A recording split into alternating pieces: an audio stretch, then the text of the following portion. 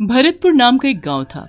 उस गांव में एक ठाकुर भानु प्रताप सिंह था जो बहुत ही अमीर था। पूरा गांव ठाकुर की बहुत इज्जत किया करता था क्योंकि वो गांव वालों के लिए मसीहा था। अगर मदद के लिए उसके पास कोई आता तो ठाकुर उसे अपने द्वार से खाली हाथ नहीं जाने देता था। वो उसकी मदद जरूर करता था। एक दिन ठाकुर को शादी करने की इच्छा जागी। उसने पास के गांव लखरपुर की एक गरीब लड़की सलोनी से शादी कर ली। ठाकुर जब जंगल के रास्ते से अपनी दुल्हन को मोटर गाड़ी में बैठा कर ला रहा था, तभी अचानक एक भेड़िए ने उन पर हमला बोल दिया। ठाकुर साहब, ये तो भेड़िया है। ये भेड़िया हमें खा जाएगा। मुझे अभी नहीं मरना है, बचा लीजिए मुझे। ठाकुराइन, आपको डरने की कोई जरूरत नहीं। वैसे भी ये भेड़िया गाड़ी के बाहर है। हमारे ठाकुर साहब ने शेर, चीता और ना जाने कैसे कैसे खतरनाक जानवरों का शिकार किया है। ये भेड़िया तो उनके आगे एक मामूली सा जानवर है। अब बस करो हमारी तारीफ करना, हमें हमारी बंदूक पकड़ाओ। हम अभी बाहर जाकर इसका काम तमाम करके आते हैं। ठाकुर साहब, अपना ख्याल रखना। ठाकुर हाथ में बंदूक लिए गाड़ी से बाहर निकलता है। भेड़िया ठाकुर को घूर घूर कर देख रहा था। तभी अचानक भेड़िया ठाकुर पर हमले के लिए आगे बढ़ता है। भेड़िया उसके नजदीक आता उससे पहले ठाकुर भेड़िए पर गोली चलाता है, पर बंदूक तो खाली थी। ठाकुर भागता हुआ गांव के रेलवे स्टेशन पर पहुंचता है।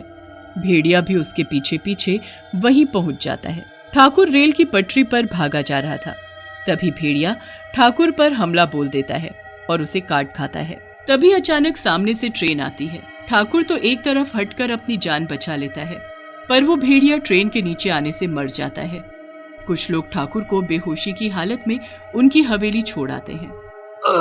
मेरे हाथ, मेरा पैर, बहुत दर्द हो रहा है। ठाकुर साहब, आपको आराम की बहुत जरूरत है। आपको उस भेड़िए ने काफी चोट पहुंचाई है। मैंने घाव पर मलहम लगा दी है।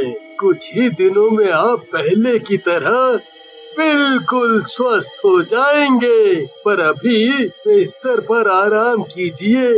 वैद्य के जाते ही, कैसी अभागन हो तुम।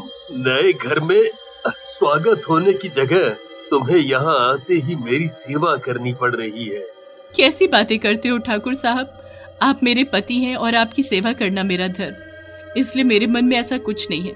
मैं आपके लिए हल्दी वाला दूध लेकर आती हूँ, उसे पीने के बाद आप सो जाना। दूध पीने के बाद दोनों सो जाते हैं।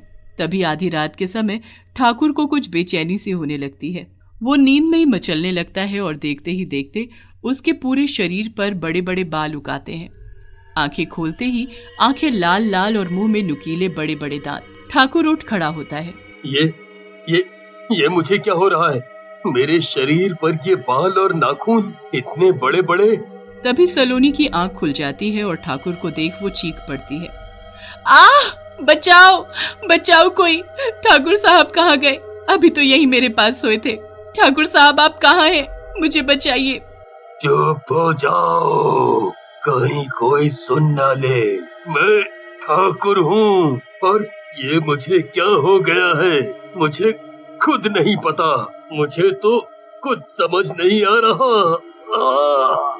तुम तो भेड़िए हो, बिल्कुल वैसे जैसा मैंने जंगल में देखा था। तुम मेरे पति नहीं हो सकते। जरूर तुमने मेरे पति को मार कर खाया है। सलोनी, मेरा विश्वास करो, मैं ही तुम्हारा पति हूँ। ये देखो मेरे गले में ये ताबीज, इसे देखने के बाद शायद तुम्हें विश्वास हो जाए। ठाकुर साहब, ये आपको क्या हो गया? आप भेड़िए कैसे बन गए? आप जरा रुकिए, मैं अभी किसी को बुलाती हूँ। नहीं, ऐसी गलती मत करना, क्योंकि मेरे अंदर इंसानों को खाने की बहुत भूख लगी है। मुझे बस इंसानों का मांस चाहिए। उन्हें खाकर मुझे अपना पेट भरना है। उनका खून चाहिए मुझे। सलोनी, तुम मुझसे दूर हो जाओ, कहीं मैं तुम्हें न खा जाऊं। तभी भेड़िया सलोनी को धक्का देकर बाहर भाग जाता है। सलोनी उसका पीछा करती हुई उसके पीछे पीछे जाती है। भेड़िया सीधा वहीं रेलवे स्टेशन पर पहुंचता है जहां उसे भेड़िए ने काटा था। स्टेशन पर भीड़ देख भेड़िए के मुंह से लार टपकने लगती है। ये तो बहुत ही बढ़िया है। इस जगह तो मुझे भरपूर इंसान मिलेंगे खाने को। तभी वहां भेड़िए को देख हाहाकार मच जाता है। सभी लोग इधर उधर भागने लगते हैं। भागो भागो सब भागो, भेड़िया आया है, भेड़िया। अगर सभी को अपनी जान बचानी है तो ट्रेन में छुप जाओ, जल्दी करो, ट्रेन बस थोड़ी ही देर में चलने वाली है। तुम कहीं भी भागो, मैं तुम्हें पकड़ ही लूंगा, क्योंकि मैं भेड़िया हूँ, भेड़िया।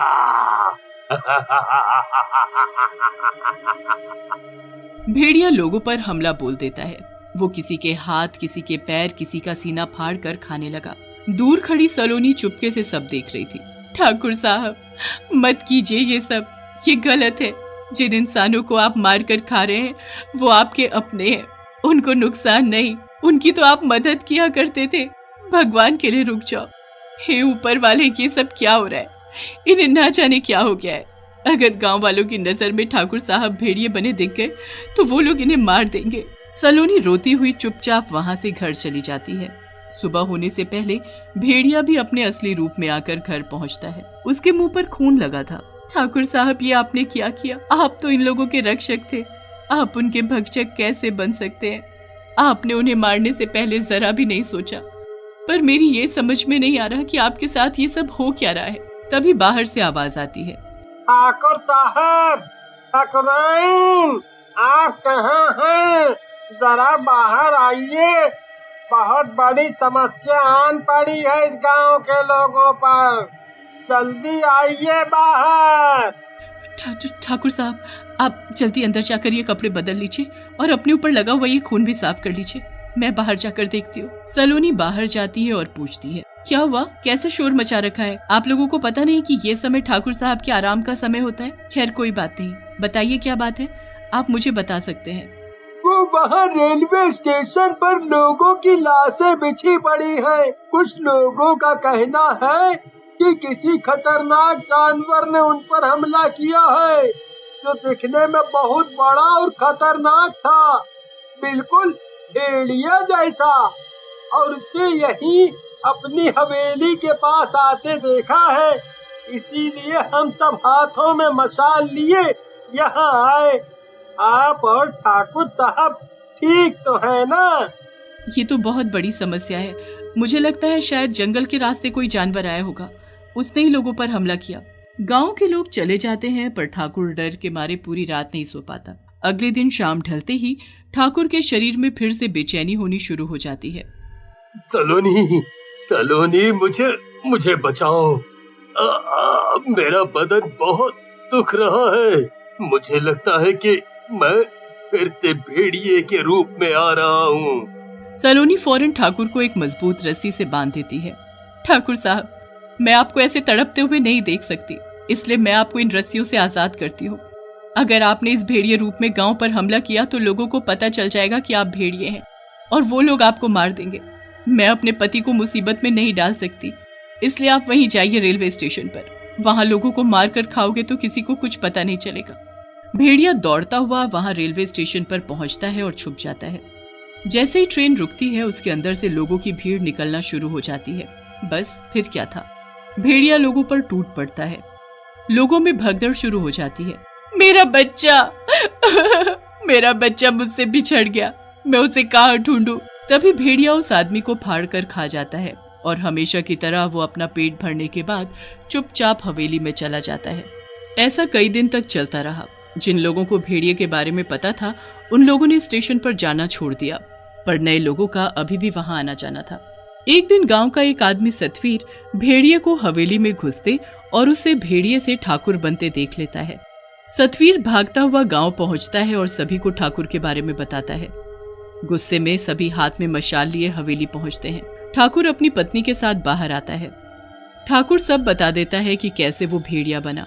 तभी वो सबके सामने फिर से भेड़िए रूप में आ जाता है। ठाकुर को तभी अपने मंदिर में रखे त्रिशूल की याद आती है और वो तुरंत मंदिर में जाता है और त्रिशूल उठाकर अपने पेट में मार लेता है। ठाकुर सबसे माफी मांगते हुए दम तोड़ देता है। ठाकुर के मरने के बाद सलोनी सारी संपत्ति गांव के हवाले कर कहीं दूर चली जाती है।